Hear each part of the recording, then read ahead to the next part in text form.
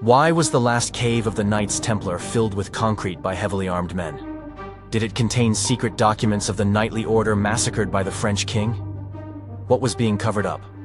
My name is Special Agent Anderson. We will uncover what secret sources say about it.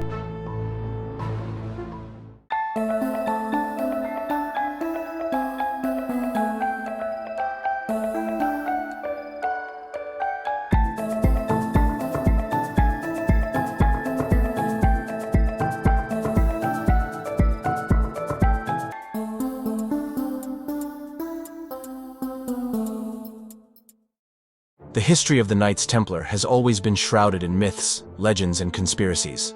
This secretive brotherhood, once founded as the Order of the Poor Knights of Christ in the Temple of Solomon in 1119 by Hugues de Payens, has found its place in history through its unprecedented power, wealth, and abrupt, violent end.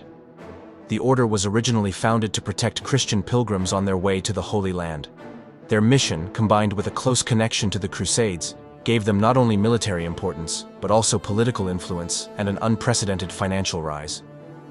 Within a few decades, the Knights Templar built up a complex network of fortresses, goods, and trade routes. They established a banking system that is considered the forerunner of modern financial institutions and played a key role in the economic structures of medieval Europe.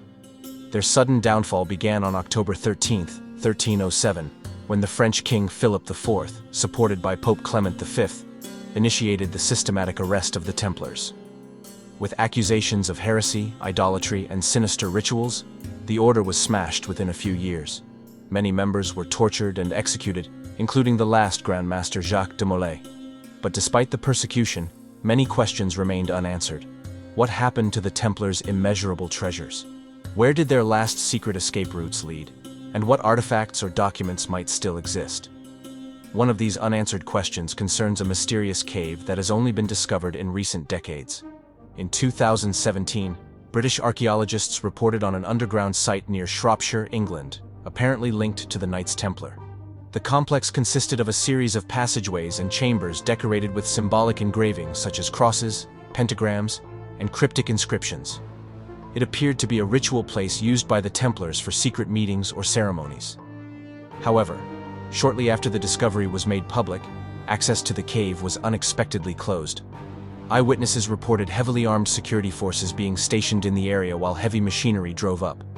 Within a few days, the entire cave was filled with concrete and made inaccessible. The official justification for this measure was that the cave posed a threat to public safety, as there were indications of unstable structures and possible risks of collapse. However, not everyone was convinced by this explanation. Critics argued that the sudden deployment of security forces and the strict secrecy indicated a larger context. Why wasn't the cave simply archaeologically secured, as is common practice at other historical sites? Why were there no comprehensive scientific reports or publications about the discovery? Some theories suggest that artifacts or documents were discovered in the cave that had the potential to fundamentally change the history of the Knights Templar or even the established historiography. They may have been sacred relics collected by the Templars during the Crusades, or clues to their fabled treasure. Others speculate that the cave may have contained evidence of the existence of secret successor organizations to the Knights Templar, which are said to have retained their power and influence into the modern era. Particularly explosive is the theory that the cave could have contained clues to the true origins of Christianity, or the Templars' connection to the Temple of Solomon. The Temple of Solomon in Jerusalem not only gave the order its name, but was also considered one of the most important sources of inspiration for the Templars. According to medieval lore, the Templars searched the ruins of the temple during their time in Jerusalem, and supposedly discovered secret scrolls, relics, or other artifacts that gave them knowledge and power. The concrete ceiling of the cave has also led to increased public focus on the question of what powers might be operating in the background. Some theorists suspect that secret societies, governments, or even ecclesiastical institutions played a key role. There are particularly striking parallels with other mysterious events in which historical sites or documents were suddenly made inaccessible, such as the top-secret storage of documents in the Vatican archives or the controversial activities surrounding Area 51 in the USA. There is also the hypothesis that the concrete ceiling was a diversion. It is possible that the most important finds had already been recovered beforehand and taken to an unknown location. The pouring of the cave could have served to prevent any further investigation and to create the impression that nothing of importance existed anymore. But who would have an interest in staging such a deception? And why were no international experts or independent observers brought in? Despite the many questions, the truth remains in the dark. The sealing of the cave is another chapter in the long series of mysteries surrounding the Knights Templar. Whatever was hidden in the depths of the cave will probably never be accessible to the public.